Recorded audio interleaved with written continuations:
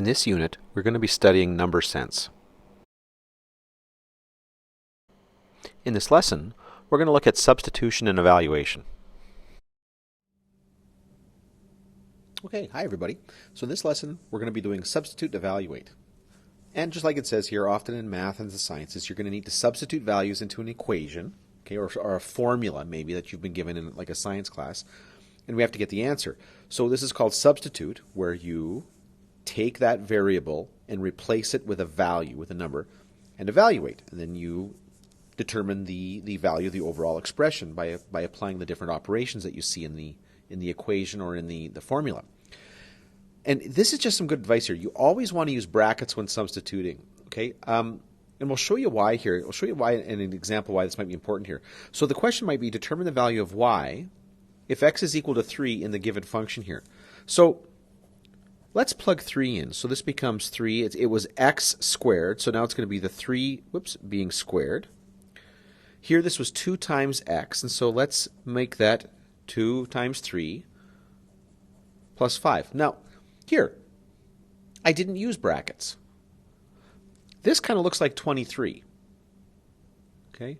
So maybe I can get around that by putting the x there for multiplication, or the dot there.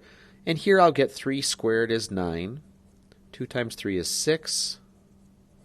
And I've got the plus 5, so 9 and 6 is 15, plus 5 is 20. So there's one little issue there.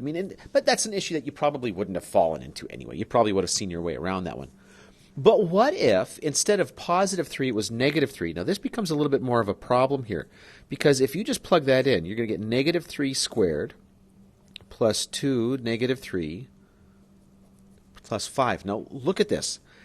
We've seen in a previous lesson here that if it's written like this, the negative is not being squared. But in my function, I've got x being squared. So if I put negative 3 into x, then it's negative 3 that is being squared. If I write it like this, that's not what I'm saying.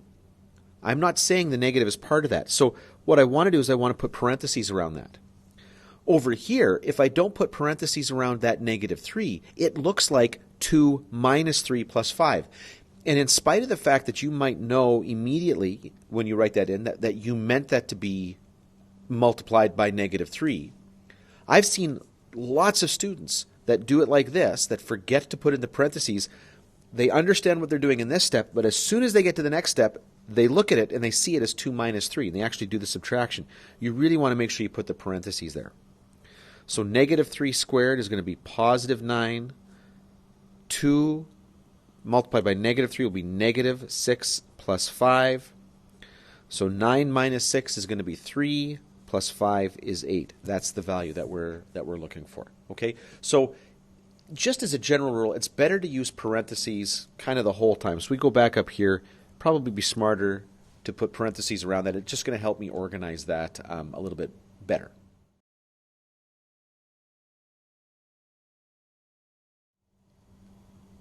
So now let's do some problems here. So substitute and evaluate. So we're going to use the same values for both of these questions right here. We're going to let x equal negative 3, y be 4, and z equal negative 9. Okay? So x plus y plus z here is going to be negative 3, I'm going to put parentheses around that, plus 4 plus negative 9. Okay? So negative 3 plus 4 plus negative 9. Now, in this particular case here, maybe the parentheses aren't making a big difference here. That's okay. Still, it helps, and it's good to be consistent here. Now, I'm going to do the addition kind of one operation at a time here as I go left to right. So negative 3 plus 4. Okay, so negative 3 on the number line. I add, I go to the right 4. That is going to give me positive 1. And starting at 1 on the number line, I'm going to go the other direction. I'm going to basically subtract 9. Adding negative 9 is like subtracting 9. That's going to leave me at negative 8. Now over here, this is going to make a little bit of a difference. So negative 3 minus 4. Okay, now minus parentheses negative 9 squared. Now I got a bunch of negatives here. There's negatives all over the place here, so I got to be careful. So first thing I'm going to do though, order of operations, okay? Now, by the way, order of operations, I would look inside the parentheses, and I would have looked inside the parentheses on each of these, but there's no operations going on there, really. Negative 3, negative 9, positive 4.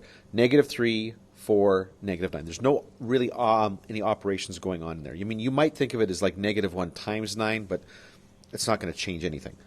So then I'm going to move to my exponent here, and I've got negative 9 squared. Now, that negative out front has nothing to do with it. That subtraction there isn't doing anything. So this is going to be negative 3 minus 4 minus, and then negative 9 squared. Negative 9 times negative 9 is going to be positive 81.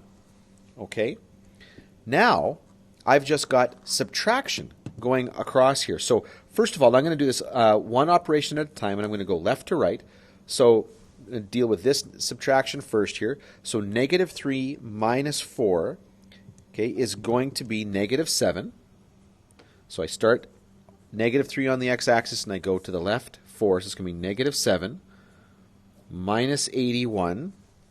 And when I go negative 7 minus 81, basically I'm at negative 7 on the number line, and I'm going to go 81 the other way. That's going to end up giving me negative 88. Okay, that's what happens when we substitute. Let's look at another one here. So for question 2, we're going to let a equal negative 2, b equal 4, and c equal negative 4. So now in this case here, they're all being multiplied together. Okay, so here we go. So negative 2, 4, negative 4. So I've got multiplication basically there twice. So I'm going to go left to right. So negative 2 times 4 is going to give me a negative 8. Then multiplied by that negative 4. Well, the negatives, negative times a negative will be positive. And 4 times 8 is going to, I pointed that and said 4. 8 times 4 is going to be 32. So positive 32. Over here, notice that I'm not using the c per se, but there is a negative 4 there. This will be negative 4 multiplied by negative 2 multiplied by 4. Now, and again, I'm going to do the operations left to right. So negative 4 times negative 2, the two negatives will cancel, and I'll get 4 times 2 is going to be 8 times 4, and 8 times 4 is 32. Now, no big surprise that they're the same thing. Here, I had a times b times c, where c was negative 4. Here I had a times b times negative 4. Well, that was the value that c was replacing, okay? For this one right here, m is going to be negative 2, and it'll be negative 1 for these guys here. So this first one will be negative, and I'm going to put parentheses out front to separate it. Negative 1. So I've got a bunch going on here. Now remember, when this negative sits on its own up front here, that's sort of like having a negative 1 multiplied through. So I'm going to do that operation first. So it's going to be the negative of negative 2. The negatives will cancel. I'll be left with positive 2. Now multiplied by negative 1, and I'll get negative 2. Positive times a negative is negative. 2 times 1 is 2.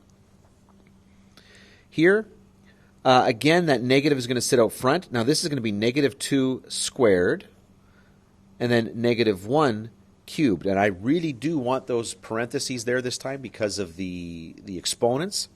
And I'm going to do that the exponentiation here first. So this negative is going to sit right there. And now I've got negative 2 squared. So it's going to be negative 2 times negative 2. Those two, like, don't worry about anything else here. That's just negative 2 times negative 2. So the negative times the negative will be positive. 2 times 2 is 4. So this is going to be positive 4. And then I'm going to do this cube. Negative 1 cubed. So negative 1 cubed is going to be negative 1 times negative 1 times negative 1. So 3 negatives is going to end up being a negative. And 1 times 1 times 1 is going to be 1. So this is going to be negative 1 here. So now I've dealt with the exponents. Now I'm going to deal with just the multiplication. And I've got, remember, this is like negative 1 out front. So negative 1 multiplied by 4, do that one first, is just going to be negative 4 multiplied by negative 1. The two negatives are going to cancel, and 4 times 1 is just going to be 4. So this will be positive 4. Now let's look at a slightly different way of doing this.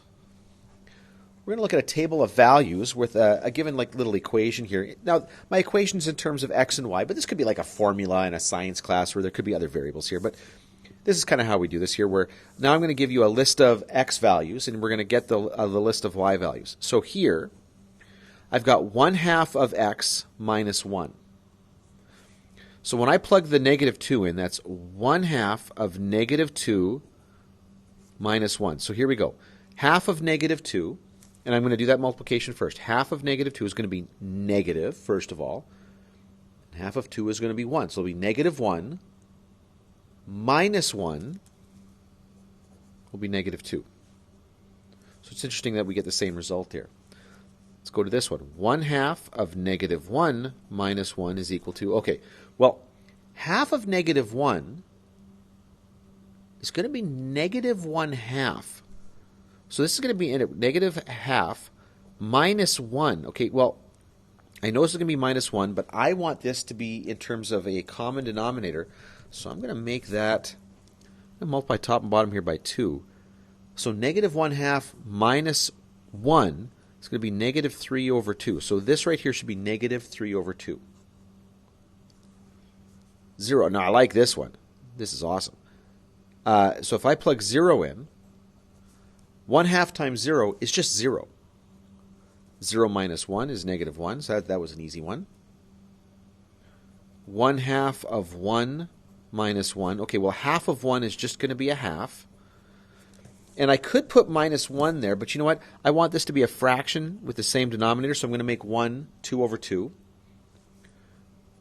1 minus 2 is going to be -1, and the denominator stays the same, so -1/2 there.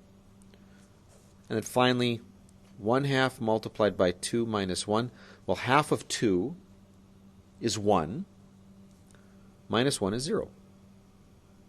So those are our values, -2, -3/2, -1, -1/2, and 0. Now let's look at another one here. These are all of the x values that I'm going to plug in to get the y value. So 2 multiplied by -2 plus 5. Well, what do I get here? Well, 2 times -2. Positive times a negative is going to be negative. So it's going to be negative. 2 times 2 is 4. So -4 plus 5. So I start at 4 left of the 0, and then I add 5. So this is going to give me +1. Then 2 times -1 plus 5. Well, positive times a negative is going to be negative. 2 times 1 is 2. So -2 plus 5. So I'm starting at -2 on the number line, and I'm going to go to the right 5. That's going to leave me at 3. Now, again, I love it when we do the 0 here, because that just simplifies things. 2 times 0 is 0. And when I add 5 to it, I just get 5. So that's nice. 1 is actually almost as good. 2 times 1 is 2.